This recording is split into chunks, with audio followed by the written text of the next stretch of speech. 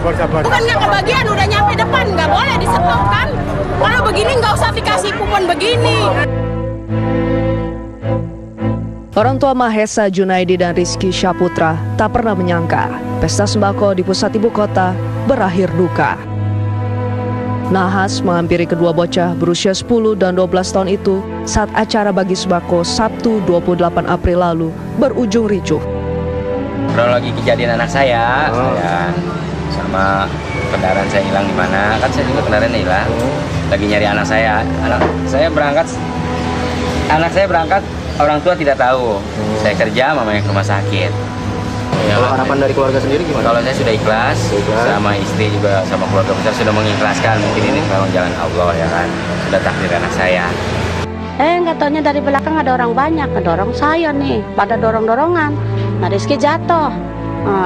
Udah Rizky jatuh, kakinya keinjak, nggak bisa berdiri lah kaki anak saya, ya kan?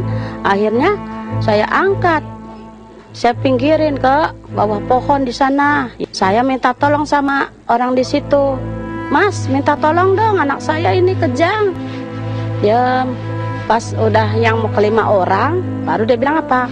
Maaf Bu, saya mau ke sana dulu. Aduh, saya nangis. Nah, ditarakan, langsung ditangani. Giliran jam 4.35 meninggal, saya bingung. Ngomongnya katanya tidur. Dokter bilang Rizky lagi tidur ya Bu, lagi enak tidur, jangan diganggu. Kedua korban diduga mengalami dehidrasi dan terinjak kerumunan saat mengantre makanan. Mahesa wafat Sabtu malam sekitar pukul 7 waktu Indonesia Barat. Sedangkan Rizky meninggal keesokan harinya di Rumah Sakit Tarakan. Sejatinya acara Untukmu Indonesia adalah acara keagamaan yang melibatkan massa lintas agama. Namun ada yang janggal perihal perizinan. Panitia merevisi surat izin beberapa kali. Kegiatan pasar murah berubah menjadi acara pentas tari. Soal dugaan pencatutan logo DKI pun sempat menjadi kontroversi. Dan ini menjadi evaluasi kita agar ke depan setiap kegiatan itu memiliki satu tingkat kedisiplinan yang tinggi, karena mereka izinnya itu adalah tari tapi menyusupkan membagi sembako gratis yang akhirnya menjadi fatal sekali. Terus selanjutnya izin pemakaian lokasi dari UPT Monas pun sudah dikeluarkan. Jadi ini yang paling final. Pergub 186 pasal 6, kalau salah satu persyaratannya tidak dipenuhi maka tidak akan keluar izin lokasi. Sudah jelas. Ya. Jadi kalau masalah perizinan, menurut hemat pendapat kami sudah memenuhi di pergub tersebut. Ya, sampaikan saya ini mudah-mudahan diusut tuntas ya Pak. Saya orang susah ya Pak ya, tolong diusut ya Pak. Saya juga nggak mau anak saya tuh nyawanya nggak ada yang jual ya Pak ya. Nah itu aja Pak, diusut tuntas begitu aja Pak lah ya. Heboh saling lempar tanggung jawab tiba-tiba senyap sesaat. Pihak keluarga korban memutuskan mencabut laporan.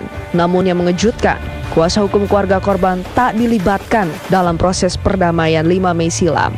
Kuasa hukum lantas berpindah tangan tanpa sepengetahuan kuasa hukum pertama.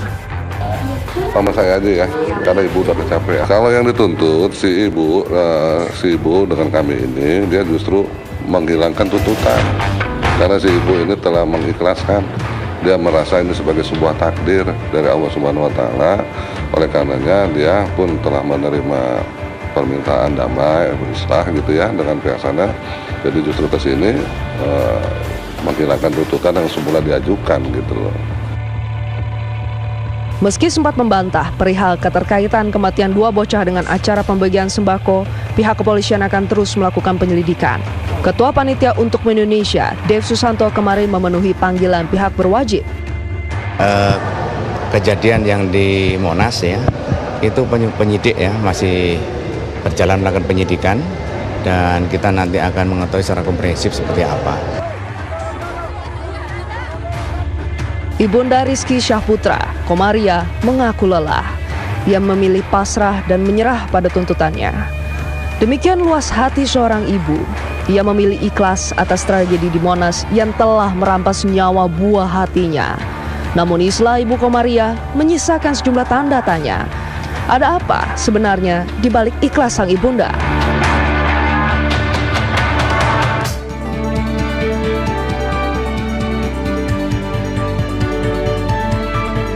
Indonesia Lawyers Club malam ini hadir dengan tema Tragedi Monas, di balik ikhlasnya ibu korban,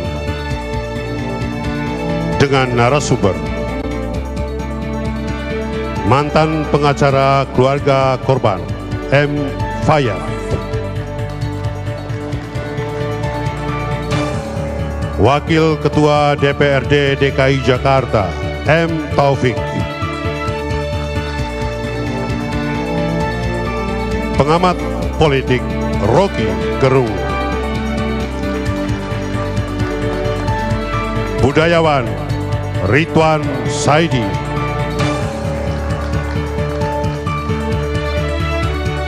Kepala UPT Monas Pemprov DKI Munjirin, Karopenmas Polri Brigjen Polisi M. Iqbal,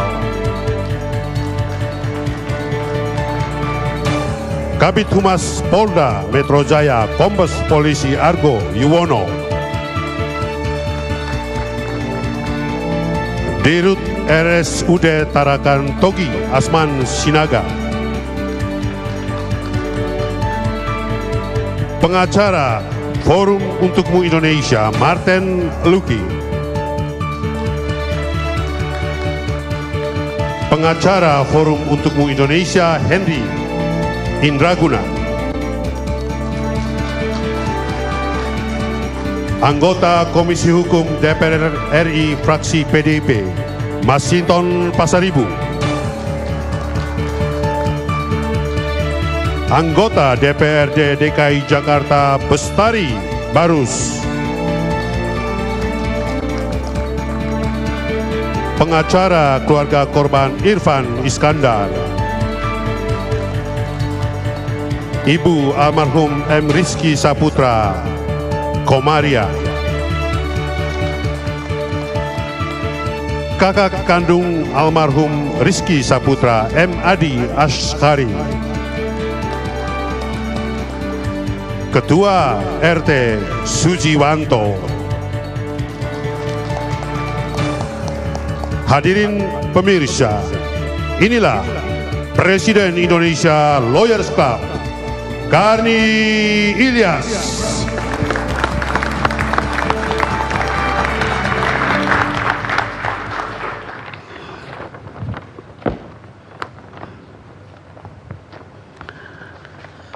Pemirsa, kita ketemu lagi malam ini dalam episode Tragedi Monas, di balik ikhlasnya ibu korban. Sebelumnya saya minta aplaus lebih dulu buat penyanyi senior yang sangat terkenal pada masanya, Gus Endratmo.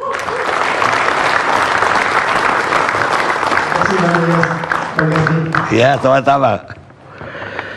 Pemirsa, kenapa kasus ini akhirnya kita angkat di ALC?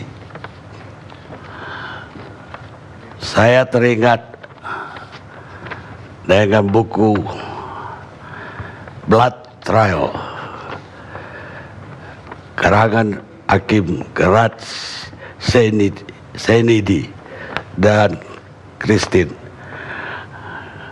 Dalam buku tersebut pada halaman 24 kalau nggak salah, itu ada cerita tentang jaksa Raisa Sugarman.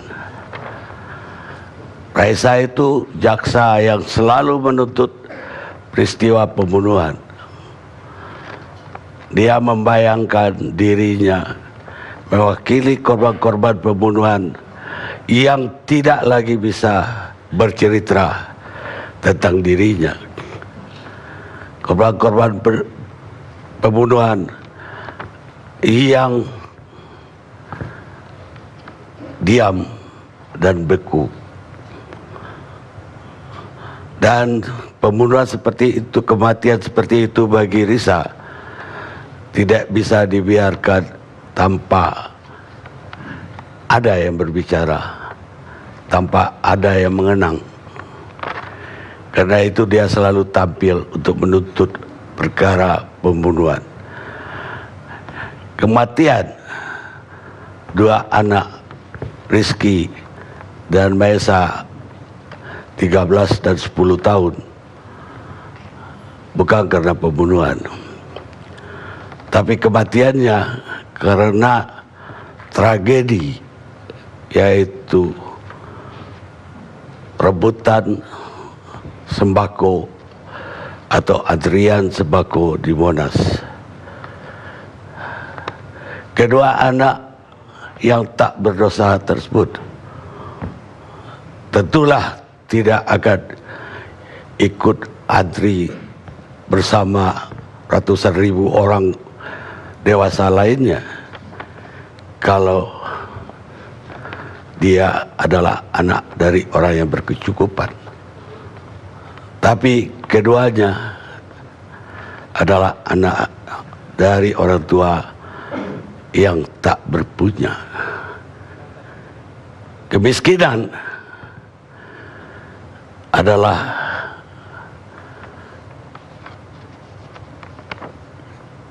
kejahatan yang paling jahat, kata Mahatma Gandhi. Karena itulah malam ini saya tampil mewakili dua bocah yang kini tidak bisa bersuara lagi.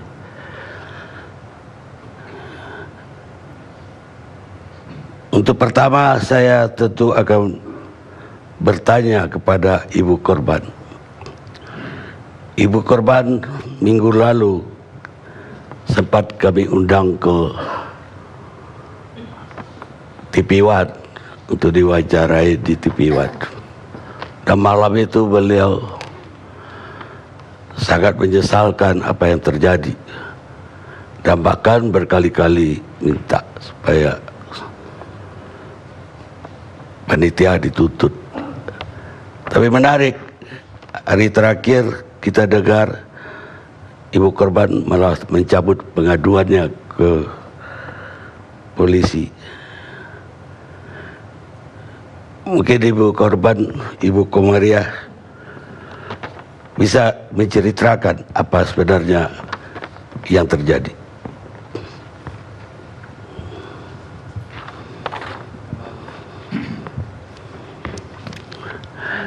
Ya, bagaimana awalnya kejadian yang ibu lihat dengan mata kepala sendiri tersebut? Oh, kejadian yang di Monas itu? Ya. Ya, pertama Rizky itu saya ajak muter-muter sebelum mengambil sembako itu. Udah begitu, sayanya mau keluar nggak bisa ya, karena nggak tahu jalan. Udah begitu, saya balik lagi, saya ngantri nasi lah. Anaknya minta makan. Langsung saya ke situ, adanya di belakang Pak, di belakang itu stand. Di situ sepi, cuma ada 8 apa 10 orang.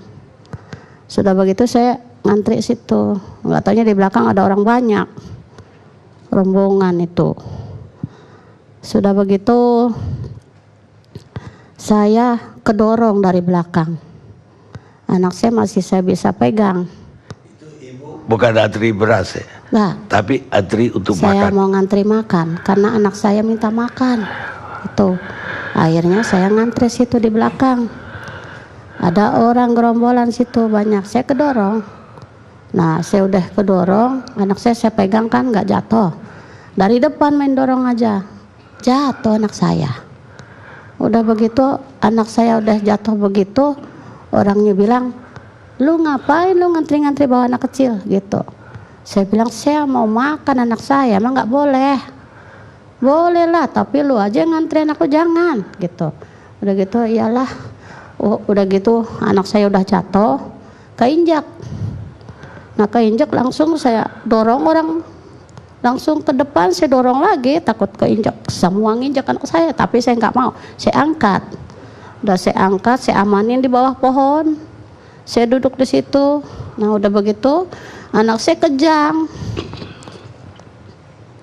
Nah udah kejang begitu, saya minta tolong.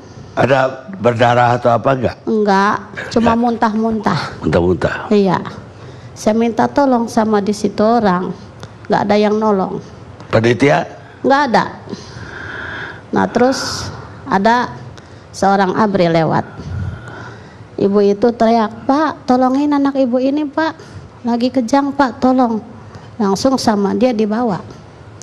Dibawa langsung ke tim kesehatan karena jalannya jauh. Ada temannya naik motor. Nah saya naik motor deh situ. Nah udah naik motor langsung ke tim kesehatan. Dari tim kesehatan itu, di situ anak saya dibaringkan, dikasih oksigen. Udah dikasih oksigen langsung, di sini nggak ada infusan Bu, gimana ini? Muntah lagi anak saya. Sudah, saya rujuk aja Bu ya. Ya udah, nggak apa-apa, dirujuk langsung, pakai ambulan langsung ke rumah sakit Tarakan. Yaitu sampai di Tarakan anakku itu ditidurkan langsung, dikerjain sama dokter itu langsung. Ya masih sadar dia, alhamdulillah. Dia bisa bilang mama. Ya udah Rizky, kamu cepat sembuh, nanti kita pulang ya. Dia tanya abangnya, "Aa, mana?" "Belum datang, nanti kalau sebentar lagi datang." Langsung sudahlah itu. Masih sadar. Pas sudah sore, anak saya udah nggak sadar lagi, matanya udah nggak bisa ngedip. Saya bilang, "Dok, tolong dok, anak saya gimana ini?" "Lagi tidur Bu, tenang aja." Ya udah tidur. Dia datang jam 5. Sudah dia datang, dokter bilang, "Gimana dedeknya, kasih makan?" Saya bilang, "Kasih makan, ada nasi di kolong itu." Nggak taunya suruh kasih itu, selangnya itu panjang-panjang itu. Nah, selangnya sudah masuk hidung. Sudah selangnya masuk hidung. Gue bilang, "Udahlah, dedeknya lagi tidur." Sudah begitu ya, sudah.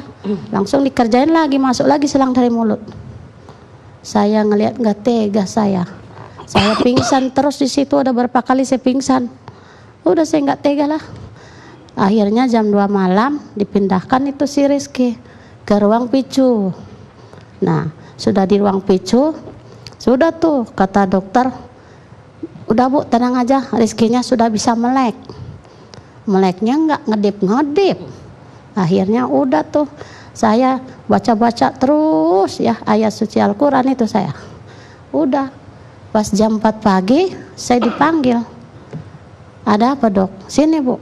Nggak taunya anak sayanya jantungnya dia turun naik. Nah udah begitu dijelaskan sama dokter, "Bu, ibu harus ikhlas. Anak ibu ini begini ya." "Iya Dok."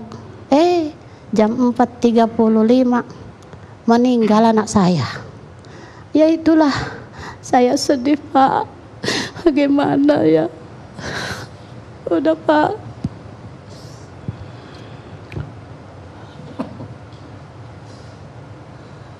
Ibu akhirnya didatangi oleh panitia kapan? Panitia apa tuh Pak? Panitia yang bagi-bagi sembako. Oh enggak ada. Enggak ada yang datang. Enggak ada. Ada ke rumah ya. Ya. Relawan merah putih. Dia ngomongnya gitu. Iya. Iya. Apa dia bilang? Dia bilang katanya, "Bu, saya turut berduka cita ya Bu ya." "Iya Mas, terima kasih." Saya bilang gitu. Udah itu aja. Dia nggak bilang bahwa dia panitia? Oh nggak bilang apa-apa. Dia cuma relawan aja saya gitu. Lah katanya ada yang kasih santunan ke ibu waktu itu. Santunan ada. Hari apa itu? Ya waktu hari Senin ya. Senin ya? Iya Senin. Itu dari mana? Santunan dari mana? Itu dari Bajis. Terus dari relawan merah putih juga kasih. Ya. Terus pada datanglah Pak Lurah ya, Wakil Gubernur. Terus apa tuh Bapak Wali Kota, tapi perwakilannya yaitu pada datang ya. Alhamdulillah saya bilang saya dibantu. Ya udah begitu aja. Dari panitia tidak ada sama sekali? Nggak ada. Sampai sekarang? Belum. Lah, kemudian Ibu mengadu ke polisi? Iya, saya dibawa sama Bapak Payet. Payet, pengacara iya, ya? Iya, sama LMK di rumah. Iya, itu aja. Dibawa ke polisi? Iya. Terus lapor? Lapor saya bilang, gimana ini? Saya bilang, saya sih nggak nuntut, cuman ya begitulah, bagaimana gitu kan. Nah, ya saya kan orang kagak punya, gitu aja. Kalau Rizky meninggalnya biasa aja sih, saya nggak kemana-mana lah, ya kan. Karena adanya di situ, masuk rumah sakit, ya itulah. Terus kenapa belakangan Ibu mencabut kuasa Ibu dari Fayet? Iya Pak, saya tuh diuber-uber wartawan terus Pak. Saya capek Pak. Diuber-uber wartawan? Iya, suruh wawancara lagi saya capek. Lah suruh dong Fayet yang menjawab. Ya, Fayetnya kan jauh, emangnya ada di rumah saya. Ya itulah, udahlah. Kenapa Fayetnya yang Ibu cabut? Ibu diuber-uber wartawan? Iya, nggak tahu juga deh. Nggak tahu saya mah itu. Saya diuber-uber wartawan, saya capek, udah saya sakit deh. Saya pingsan terus, ya itulah jadinya. Saya udahlah, saya takut kalau Rizky makamnya dibongkar. Makanya saya udahlah, cabut aja deh tuntutannya. Saya juga nggak bisa apa-apa. Saya udah ikhlas anak saya meninggal. Kemungkinan itu udah takdir Allah. Itu aja Pak, itu ya. Baik, sekarang pengacara Ibu siapa? Pengacara saya ini sebelah. Pak Irfan? Ya. Ibu kenal di mana Pak Irfan ini? Ya, saya mah kagak kenal. Lah dia datang sendiri. Datang sendiri? Lah iya. Terus apa dia bilang ke Ibu? Ya, dia bilang, ya begitulah. Kita katanya mau bantu Ibu. Karena Ibu kan mau mencabut tuntutan. Iya, saya udah capek. Saya nggak mau diuber-uber lagi. Udah gitu aja Pak. Loh kenapa nggak Fayet Ibu suruh cabut tuntutan? Payet mah nggak nyabut tuntutan. Lah Payet mah ya diem baik. Iya. Kita kagak ketemu lagi Payet di situ. Lah ada orang yang datang lah. Kalau Ibu mau nyabut tuntutan, ya saya mau lah. Saya capek didatangin orang terus. Orang-orang pikir saya ini selebritis, ya kan? Padahal mah saya mau orang miskin, boro-boro selebritis. Minimal nama Ibu sekarang dikenal orang, Ibu Komaria. Alhamdulillah saya orang jelek ya Pak ya. Orang jelek, tapi-nya masuk TV Pak. Lah. Jadi anak Ibu sekarang berapa orang? Anak saya tinggal 3. Tinggal 3? Iya. Laki-laki 3 aja?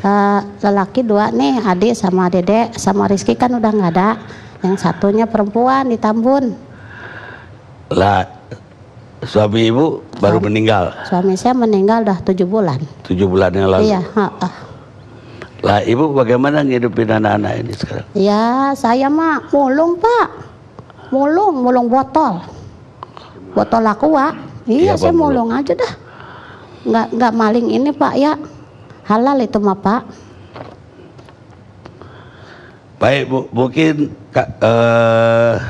ada kakak kandung korban di sini, Adi Askari. Iya, ini Adi Pak. Ada yang mau ditambahkan dari keterangan ibunya? Assalamualaikum warahmatullahi wabarakatuh.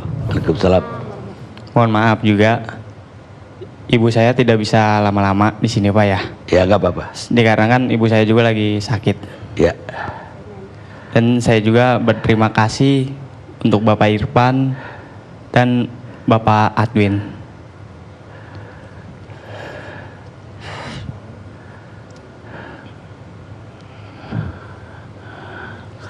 Baik, waktu kejadian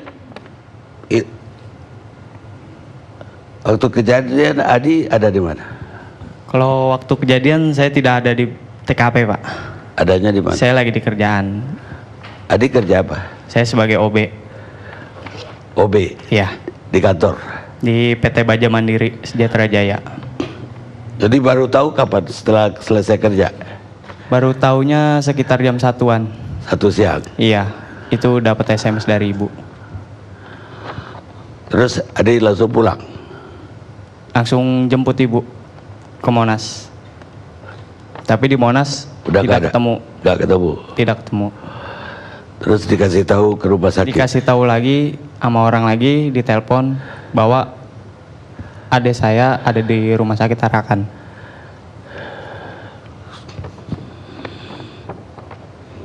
Baik, kalau Adi udah mau ajak ibunya pulang, kami persilakan. Kalau memang kurang sehat, walaupun di sini kita sebetulnya siapin kamar untuk ibu, kalau bersedia. Iya, Pak. Baik, kita rehat dulu pemirsa sebentar.